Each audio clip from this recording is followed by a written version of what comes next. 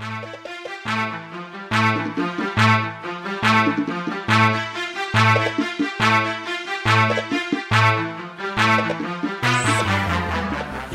what up YouTube? Rain, the mama mask. Now, let's just get into this one. My God, it's just becoming fast and furious. So this is the Air Force One Low, a cold wall. So I don't know if you remember back to, I think it was last year, or no, maybe it was this year. I can't remember. But a cold wall released the Air Force One Highs, which came out. Hold on. Boom Skeng, so that was my pair. And then he decided to do the lows. Now, here they are. So a cold wall is a high-end fashion brand.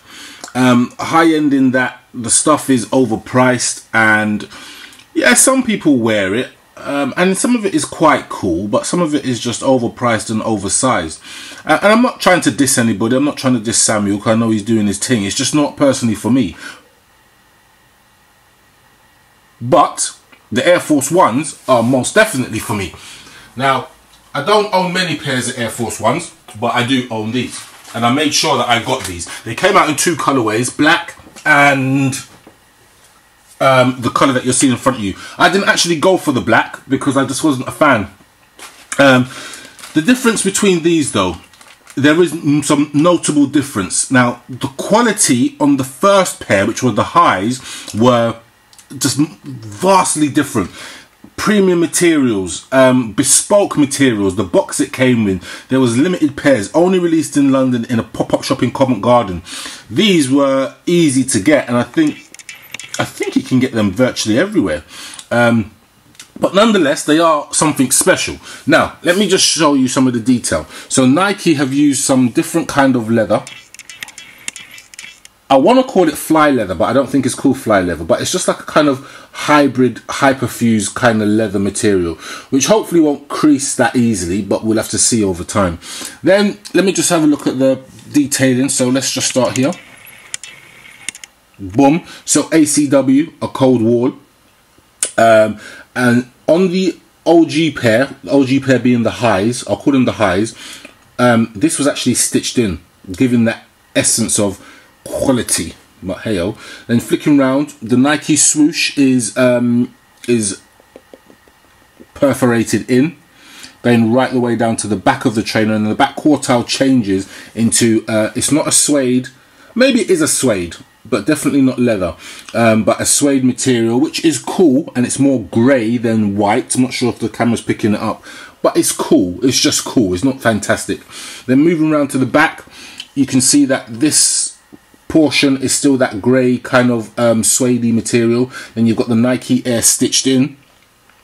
Then flicking around to the inside, just like a normal casual Air Force Ones kind of silhouette, but the difference being is it is that fly leather, or that's I can't remember what the leather's called. So there's a particular name for that leather. Jason Scopes, if you're locked in, let me know. Then you've got the Dubre on the front, which is a cold wall Dubre. That's what they're actually called, Dubres. I didn't know that. Boom Skeng. You can see it say a cold wall. Then you've got the lacing system, which is the pièce de résistance of the trainer. So the lacing system doesn't have many lace holes.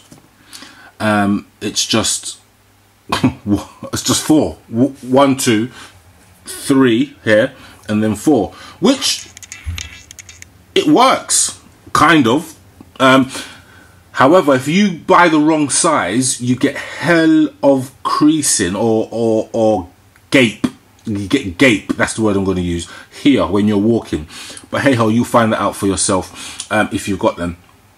I also think the leather, the laces are shorter. So I managed to find my old pair of laces from the cold walls. I'm going to chuck them in that box. And the old pair were same kind of material on the lacing, but you had metal lace tips. But look, that kind of matches there, doesn't it? I don't know, you tell me. But and then look, if you look on the tongue, nice detailing on the tongue. So you can, oops, sorry, a cold wall, Boom Skeng, give you that definish. And then on the inside, you've got a cold wall, which you can just make out. I haven't focused it, but I'll try. that'll do. A cold wall on the inside. Nothing spectacular in there, but it is just a nice clean white Air Force One in essence. Now some people love it, some people hate it. It's a UK designer, so you have to kind of support if you're from the UK. If you are high-end fashion, you probably would like these. It's clean, they're clean, you know what I mean? You can't really go wrong with this Air Force One. There's nothing really to show on the sole. Just a nice Air Force One, just simple as that. But anyway, what are your thoughts? The cold wool Air Force One low. It came in the black. I didn't get the black, so I can't show you those. Apologies.